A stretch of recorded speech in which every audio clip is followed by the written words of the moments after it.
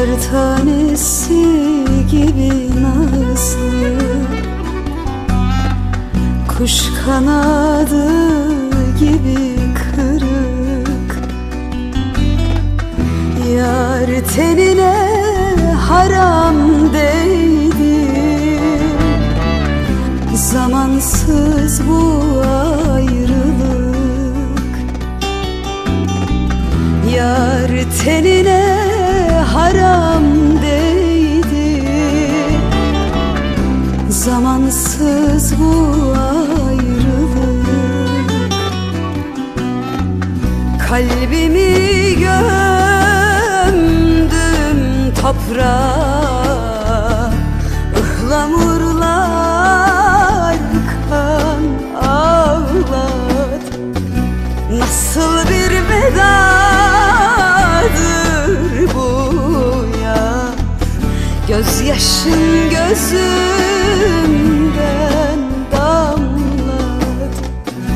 Nasıl bir vedadır bu yar, gözyaşın gözümden damlat.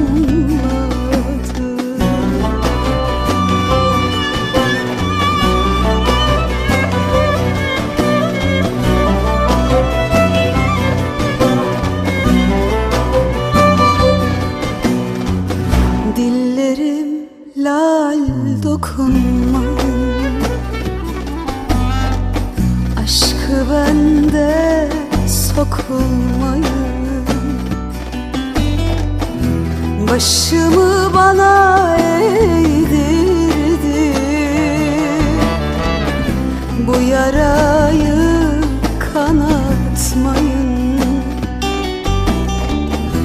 Başımı yere eğdirdi,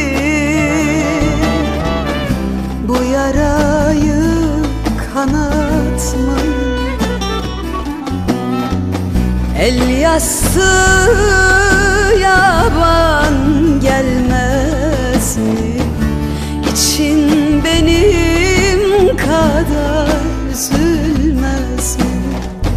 Her dünyada ahım peşinde, aşkın bana hesap vermez mi? Her dünyada ahım peşinde, aşkın bana hesap vermez mi?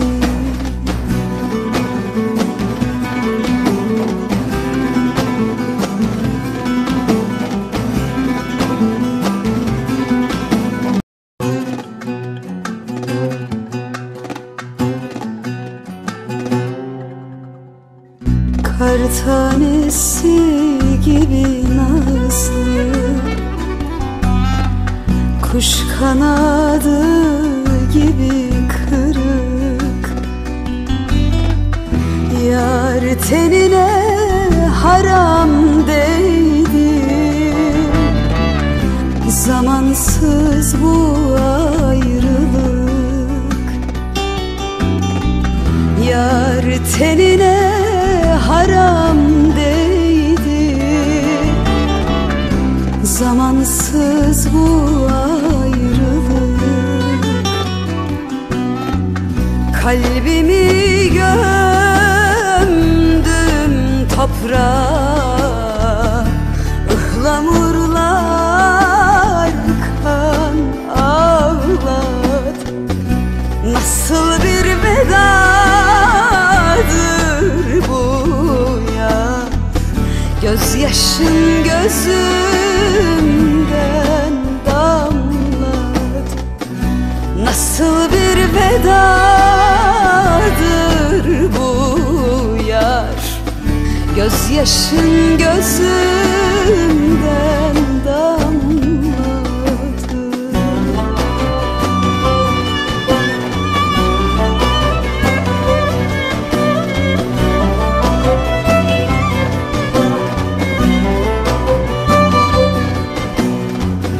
Dillerim lal dokunmayın, aşkı bende sokulmayın. Başımı bana eğdirdi, bu yarayı kanatmayın. Je vais essayer en 30 minutes de vous faire le point sur cette affection très importante, notamment en vous rapportant les actualités. Les actualités, en fait, les données récentes n'ont fait que compliquer ce qu'on connaît déjà. Cardiovasculaire, notamment les coronaropathies, qui est responsable dans le monde.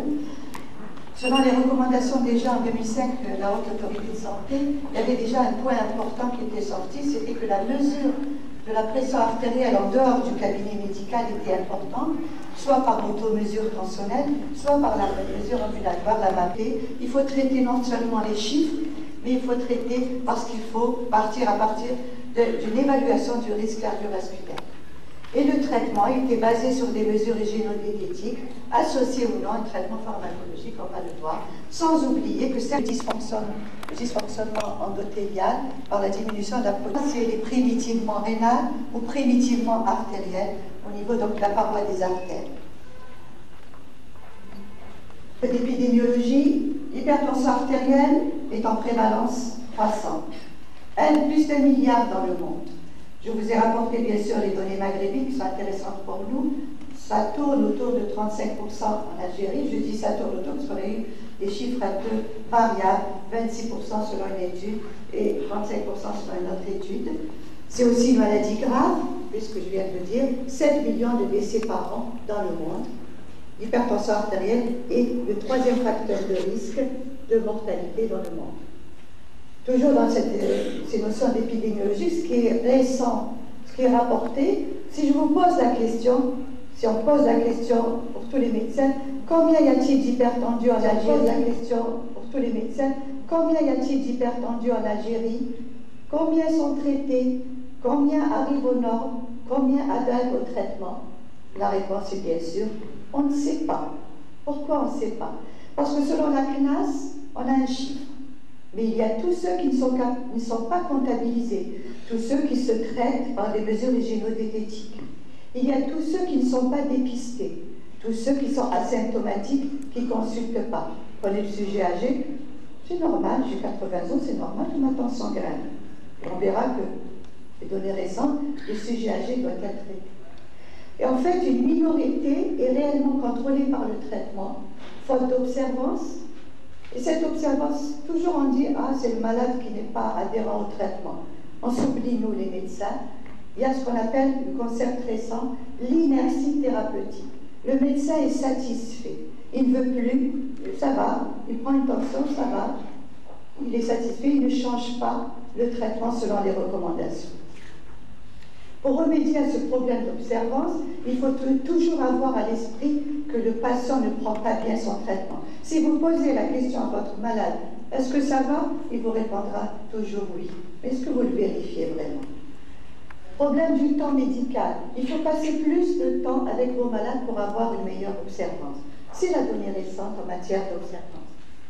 Alors les définitions, je ne vais pas y revenir, vous les connaissez, il y a plusieurs classifications. La GNC7 a parlé même de la pré-hypertension qui de nos jours on ne tient pas tellement compte. Ce qui est nouveau pour cette définition de l'hypertension artérielle, je précise aujourd'hui, je vous ramène les actualités. Ce qui est nouveau, c'est la pression pulsée, c'est-à-dire la différentielle, pression artérielle systolique et pression artérielle diastolique, qui reflète l'état des grosses artères et qui peut nous dire si effectivement il y a cette notion d'interrompe de rigidité artérielle. La pression pulsée prédit la mortalité cardiovasculaire et d'origine surtout ischémique, mais pas la mortalité.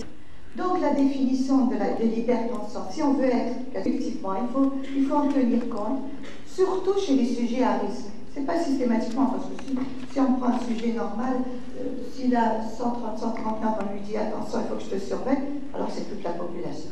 Mais en fait, 85, 89, là, vous êtes obligé de les suivre parce que dans les 4 années à venir, ils risquent de développer une hypertension artérielle. Voilà donc, selon les recommandations de 2008, le tableau de la classification. Je vous ai dit dans la définition, ce qui est important dans l'hypertension artérielle, avant de traiter votre patient, vous devez évaluer son risque cardiovasculaire. Tous les patients hypertendus doivent être évalués, même ceux qui ont une hypertension légère. Il y a plusieurs méthodes d'évaluation, je ne vais pas les reprendre. Il y a la méthode des SCORM, aussi valable que d'autres méthodes. Le risque cardiovasculaire, il faut savoir qu'il est variable selon certains facteurs, là aussi c'est une notion à connaître, selon des facteurs démographiques, anthropométriques, l'histoire familiale d'événements cardiovasculaires précoces, la notion d'autres facteurs de risque associés, et ce qui s'ajoute en 2008, la présence ou non d'un syndrome métabolique. La fonction rénale doit être prise en compte. La vitesse de l'onde de pouls qui reflète la rigidité artérielle doit être prise en compte. La mesure de l'IPS qu'on va revoir avec le professeur Benfelati doit être prise en compte. Et enfin, l'évaluation des organes cibles. Enfin, l'importance, ça c'est une donnée qu'on n'a pas l'habitude de rechercher, il le faut par contre, c'est l'importance de la détermination de la fréquence cardiaque. La tachycardie, si elle est associée à une hypertension artérielle, est de mauvais pronostic, sans parler du passage au trouble du rythme, la fibrillation auriculaire. Voilà donc comment on a classé, et c'est le tableau que vous retrouvez un peu partout, selon les facteurs de risque, risque léger, modéré, faible, modéré et élevé ou très élevé. Et les sujets à très haut risque, les voilà. Vous voyez que le diabétique est à très haut risque, le syndrome métabolique est à très haut risque, et bien sûr lorsqu'il y a plusieurs facteurs de risque. Les décisions de traité les décisions concernant la prise en charge ne reposent pas seulement sur les valeurs de pression artérielle, je le répète, elles doivent prendre en compte l'association d'autres facteurs de risque, l'association d'atteinte d'organes cibles, de diabète, de maladies rénales ou cardiovasculaires associées, ainsi que les antécédents du patient. C'est ainsi que les recommandations établissent aussi un tableau qui met en compte les facteurs influençant le pronostic. Là, je ne vais pas les reprendre, vous les trouvez partout. Je vais m'attarder sur la mesure de la pression artérielle. Qu'est-ce qui est important? Attention, il ne faut pas dire maintenant de nos jours, la mesure au cabinet médical ne sert plus à rien. Elle a toujours sa place dans le dépistage de l'hypertension, le diagnostic et le suivi. Mais qu'est-ce qui a pris de la valeur ces dernières années? C'est la mesure à domicile. C'est l'automesure tensionnelle, qu'elle soit faite par le malade lui-même, avec le tensiomètre validé, ou la mesure ambulatoire, c'est-à-dire la MAPA. Effectivement, ces automesures ont pris du grade dans l'évaluation diagnostique et thérapeutique. Je veux dire que la mesure à l'effort est moins intéressante, bien que sa valeur pronostique a été rapportée par certains. En effet, quand vous prenez une tension artérielle, vous savez qu'on la prend au repos, en position assise ou couchée, mais la mesure à l'effort existe, puisqu'il y a des tests d'effort, des épreuves d'effort, mais elle n'est pas aussi importante. Voilà les conditions de prise de tension, je passe rapidement. Ce qui est important, c'est qu'il faut que votre tensiomètre soit validé, et vous avez l'automesure et la MAPA. L'automesure, je l'ai dit, elle s'approprie la maladie. En effet, elle reflète, grâce à l'automesure, on peut savoir, ça reflète les complications cardiovasculaires au même titre que la prise de tension au cabinet médical. Les appareils d'automesure doivent être validés par l'ABSAPS. Je passe rapidement. Ça, c'est important, c'est que les seuils qui définissent l'automesure sont plus bas que lors de la mesure au cabinet médical. Lors de la mesure au cabinet médical, c'est inférieur à 140-90. L'automesure, que ça soit dans l'automesure tensionnelle, c'est 135-85, et la MAPA, c'est variable selon l'éveil, le sommeil et les 24 heures. Vous voyez que les chiffres, si vous comparez à cela, ils sont plus bas. Bon, là aussi, je ne vais pas m'attarder, vous connaissez tout ça. À qui s'adresse l'automesure? À tout le monde.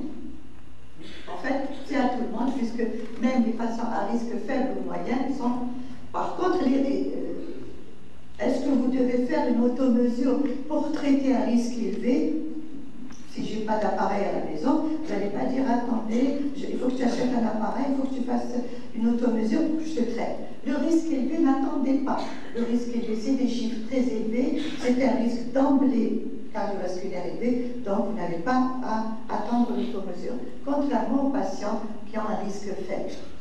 Par contre, les autres indications d'automesure, c'est le sujet âgé et c'est les deux fameuses hypertension, effet blouse blanche et hypertension masquée. Effet blouse blanche, c'est le sujet qui fait une hypertension lorsque vous le prenez une tension artérielle au cabinet médical. Donc s'il prend sa tension à domicile, il n'y a plus d'hypertension. Et l'hypertension masquée, c'est au contraire l'inverse. Il a une tension normale au cabinet et à la maison, il a une HTA masquée. Cette HTA masquée est d'aussi de pronostic aussi défavorable qu'une HTA au cabinet élevée, non contrôlée. Donc il ne reste pas beaucoup de place pour la MAPA. Heureusement, vous allez me dire heureusement, parce que c'est pas facile d'avoir un tensiomètre à la maison. Le tensiomètre de la MAPA, c'est pas un appareil c'est un appareil qui est cher, et donc, en fait, la MAPA est intéressante pour évaluer les variations nocturnes de la pression artérielle, notamment chez les diabétiques qui ont une neuropathie diabétique, et chez le syndrome d'apnée du sommeil. Ça, c'est important. Le syndrome d'apnée du sommeil entraîne une hypertension donc, nocturne, avec, donc à la MAPA, on dit que c'est des sujets non d'hyper. Un sujet normal a une diminution nocturne physiologique. Chez le sujet qui a un syndrome d'apnée du sommeil, il y a inversion de cette régression nocturne. Donc, ça peut être décidé par la MAPA. Et à chaque fois que l'automesure n'est pas réalisable, on peut faire une MAPA. Pourquoi elle n'est pas réalisable? Parce qu'il faut l'éviter, l'automesure, chez le sujet qui est très anxieux. Et surtout, le sujet qui est anxieux et qui s'auto-traite. Quelqu'un qui prend sa tension à la maison, qui voit qu'il a 16-10, il va doubler la dose de son médicament sans passer par le médecin. Et ça, il faut mieux éviter l'automesure et lui réaliser une MAPA.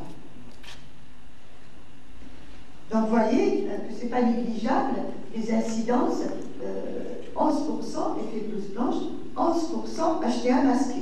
Donc, c'est des hypertensions à rechercher. Je m'attarde sur l'HTA masqué parce qu'elle m'a particulièrement intéressée il y a quelques mois. L'HTA masqué, ou HTA donc on dit ambulatoire isolé, est définie par des pressions normales au cabinet, élévation à la MAPA ou à la maison. C'est une notion reconnue en 2008. Pourquoi elle est reconnue? Parce que ces patients ont un risque cardiovasculaire aussi élevé, proche de celui des patients qui ont une pression artérielle au cabinet qui n'est pas contrôlée. Donc, elle est de très mauvais pronostic parce que, voilà, donc c'est le sujet qui a l'effet blouse blanche, il a un pic lorsqu'il va chez le médecin, l'effet HTA masqué, il a au contraire une régression chez le médecin. Pourquoi elle est importante, l'HTA masqué? Parce qu'elle a une prévalence plus élevée d'atteinte d'organes cibles.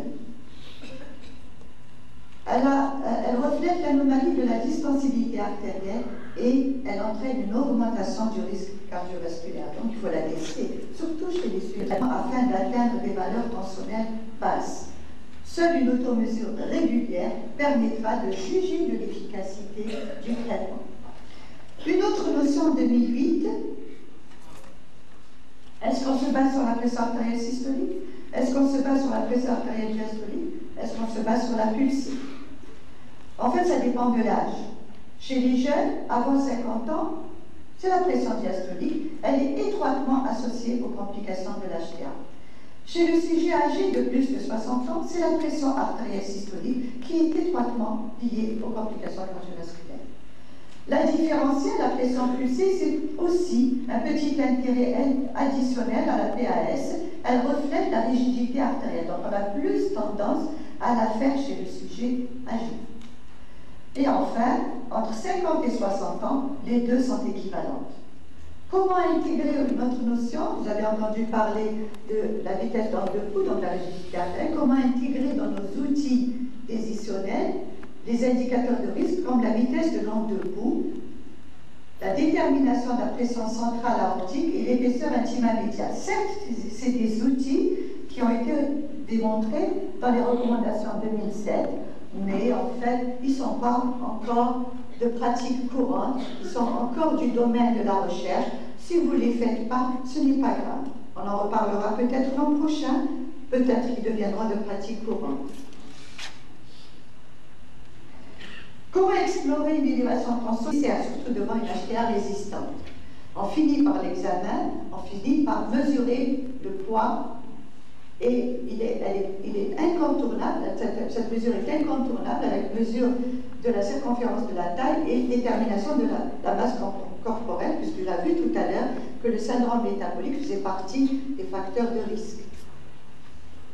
Et là, on va le revoir cet après-midi avec Poisson Benfenaki.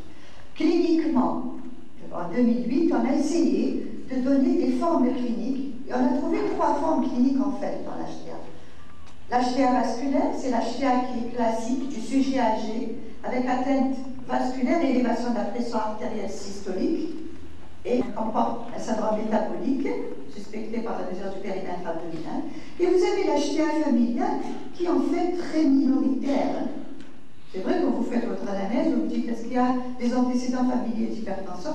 En fait, elle est minoritaire. C'est l'HTA vasculaire et l'HTA métabolique en 2008 qui prédominent. Le bilan biologique, révisé en 2008, voilà, je passe rapidement, vous le connaissez. Ce qui est important, ce qui est de nouveau en 2008, c'est que l'automesure et la MAPA font partie du bilan. Et en matière de glycémie, on a parlé tout à l'heure du diabète, que la glycémie postprandiale doit être faite si la glycémie à jeun est supérieure à 100 mg par décilitre. Ça n'existait pas avant. Donc, au niveau de risque, bilan des facteurs de risque, atteinte ou non des organes cibles, bilan cardiovasculaire et rénal. 4 niveaux de risque, je vais rapidement. Risque faible, moyen, élevé, très élevé, vous trouvez ça partout. Ne pas oublier de rechercher une HTA secondaire en cas d'HTA sévère d'emblée, d'HTA résistant ou d'HTA chez un sujet jeune, de moins de 30 ans. L'atteinte des organes cibles sont atteint le cerveau, l'œil, les reins et le cœur, d'où son importance et sa gravité. Quand faire un bilan d'HTA secondaire, je passe là aussi, ce n'est pas le but de cette communication. Il y a un contexte clinique particulier, c'est surtout le sujet jeune, moins de 30 ans. C'est une HTA qui s'aggrave progressivement, bien c'est une HTA qui était bien équilibrée, puis d'emblée, il y a un échappement thérapeutique, il expliquait. C'est une HTA grave d'emblée, stade 3, ou bien résistant. Juste un plan pour vous attirer votre attention, on n'a pas tendance à le rechercher, le syndrome d'apnée du sommeil. Regardez les chiffres. 30 à 50% des syndromes d'apnée du sommeil auraient une hypertension. 30% des hypertendus auraient un syndrome d'apnée du sommeil. Donc, dans votre interrogatoire, ça ne vous coûte rien de vous dire, surtout s'il est un peu enveloppé, de lui demander est-ce que tu ronfles? Est-ce que tu te réveilles en apnée parce que tu as fait une apnée, hein, tu te réveilles brusquement en ronflant la nuit. J'arrive au traitement. La prise en charge thérapeutique, traiter, ça veut dire aussi prévenir efficacement.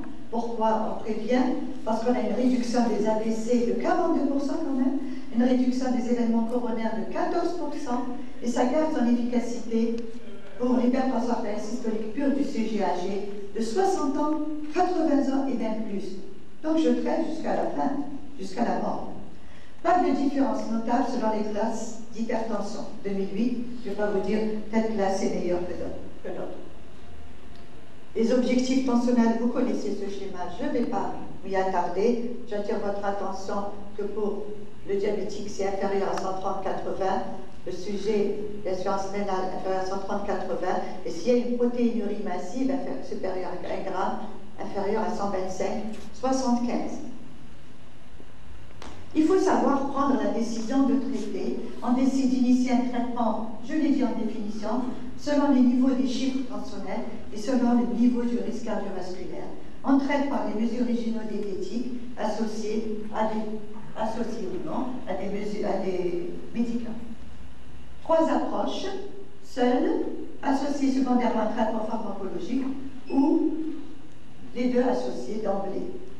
Les 5 classes sont tolérées, sont indiquées. On débute par une monothérapie ou une association fixe faiblement dosée, on verra tout à l'heure avec le professeur Wally, l'insuffisance de réponse tensionnelle fait opter pour une bithérapie à dose pleine.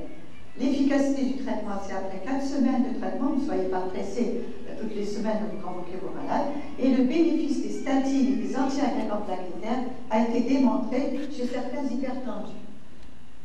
Les mesures hygiénodiététiques, là aussi vous les connaissez, j'y reviens pas.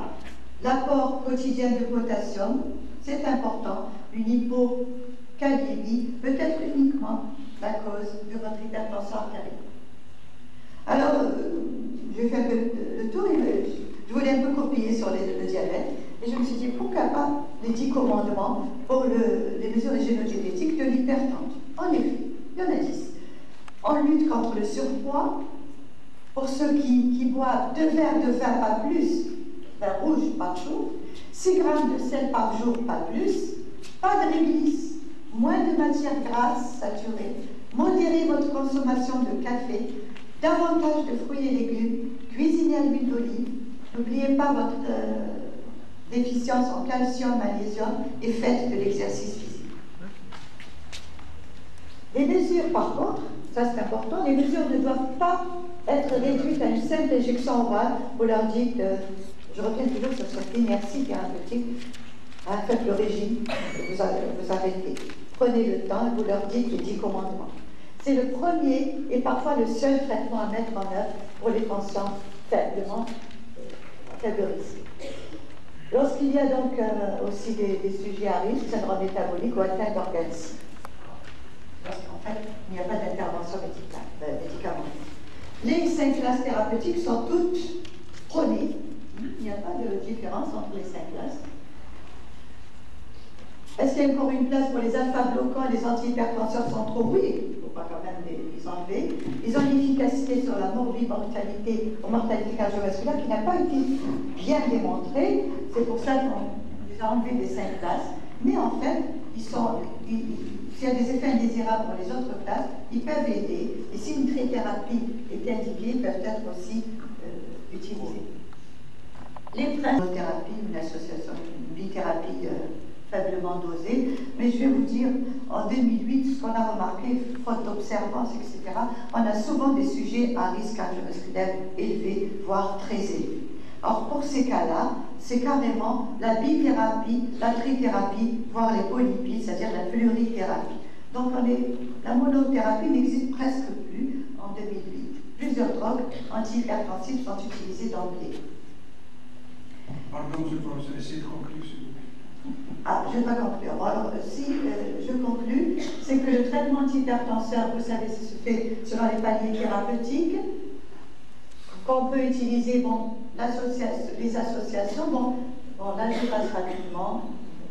Voilà, que le traitement antihypertenseur est adapté selon le chiffre tensionnel, mais ce qui est important en 2008, c'est qu'il est adapté au terrain. Vous avez une préférence pour les IEC ARA2 chez l'hypertendu diabétique, vous avez des préférences selon le terrain, post-AVC, coronarien, fibrillation auriculaire.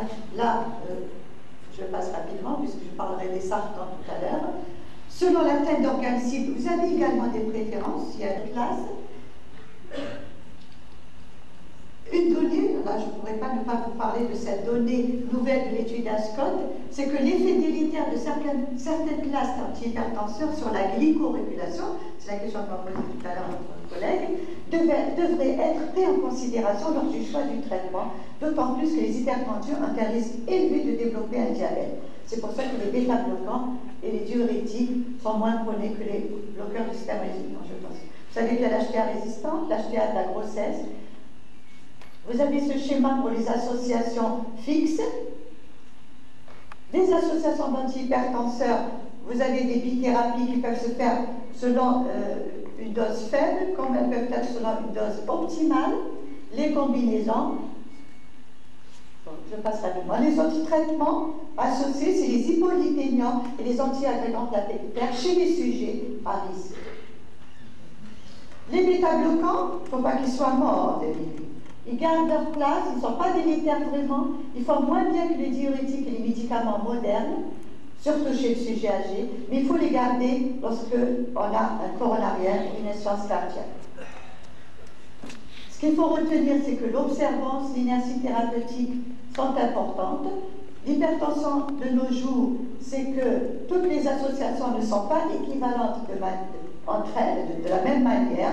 Il y a des associations, selon certaines études très récentes, qui ont montré une efficacité des années à venir. Quelle est l'influence de l'effet des différents hypertenseurs sur les différentes composantes de la pression artérielle? On n'a pas encore de réponse pour tout ça. Faut-il proposer des associations fixes de différents groupes thérapeutiques comme stratégie globale des événements cardiovasculaires? Faut-il associer systématiquement l'aspirine et une statine en prévention primaire? Est-ce qu'il existe le traitement idéal? Vous savez que tous les antihypertenseurs ont un phénomène en fait d'échappement thérapeutique. Or, on sait que donc, tous les médicaments qu'on utilise maintenant peuvent avoir aussi dans un certain temps un échappement thérapeutique. En fait, l'avenir proche, on a parlé d'inhibiteurs de l'arénine, on a parlé d'action contre l'endothéline, en fait, il faut agir sur la prévention. La prévention reste insuffisante. Les progrès, il faut appliquer les recommandations et rechercher encore et encore des antihypertenseurs plus efficaces. On peut prévenir l'hypertension, il faut s'y mettre, le médecin, le malade et les autorités. Et je vous remercie. Monsieur le professeur, vous voulez qu'on soit